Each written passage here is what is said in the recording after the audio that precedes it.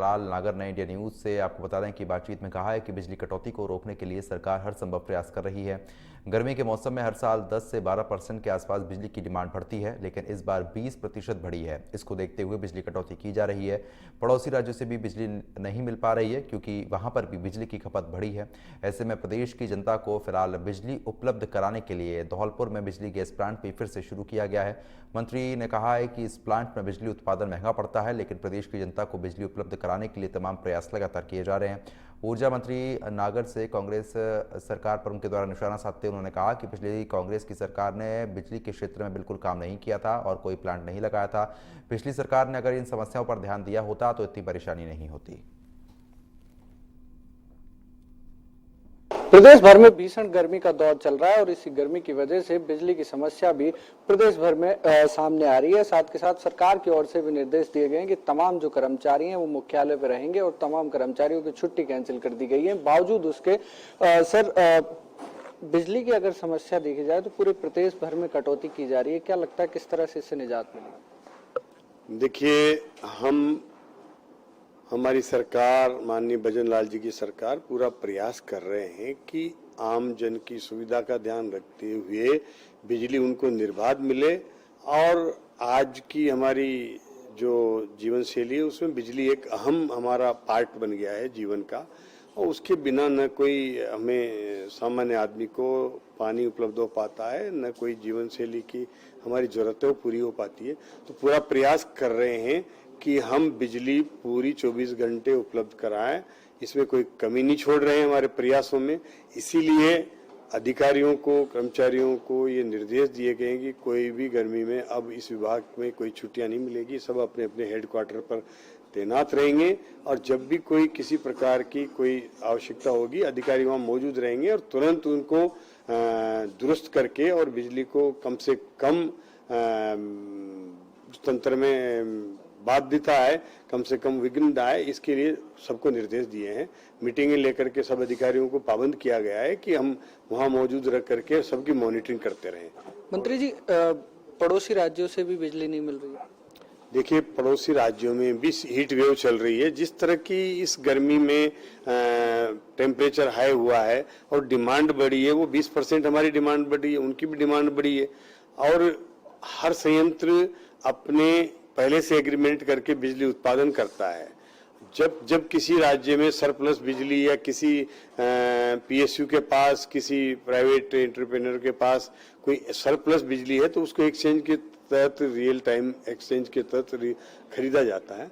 उसमें हम पूरा प्रयास कर रहे हैं, बिडिंग करते हैं उसको खरीदने के लिए और प्रयास करते हैं कि हमें अपनी आवश्यकता के अनुसार बिजली मिल जाए। लेकिन उतनी अगर नहीं मिल पाती है तो फिर मजबूरी में हमें कुछ लोड शेडिंग का रास्ता अपनाना पड़ता है और हम इसको बिल्कुल भी अपनाना नहीं चाहते। लेकिन ये मजबूरी इसलिए है हमारी कि पिछली सरकार ने अपने 5 साल के कार्यकाल में कोई 1 मेगावाट का भी नया संयंत्र नहीं लगाया, न चालू किया, और उसकी वजह से प्रसारण तंत्र का भी वो सुदृढ़ीकरण नहीं हुआ। ये समस्याएं इन दोनों समस्याओं की वजह से हैं। अगर ये समस्याओं पर पिछली सरकार ने ध्यान दिया होता तो आज ये बिजली कटौती की नौबत नहीं आती। हमने आते ही सरकार में पहला काम ये किया है कि 32,000 मेगावाट के एमओयू हमारे केंद्रीय उपक्रमों के साथ किए हैं, जिसका 225 लाख करोड़ का हमारी लागत आएगी और उसको हमने एमओयू करके उसको पाइपलाइन में डाला है। उसके साथ एग्रीमेंट होने हैं और उसको हम देख रहे हैं टेक्निकली, उस पर सब सारी चीजें तय करी जा रही है।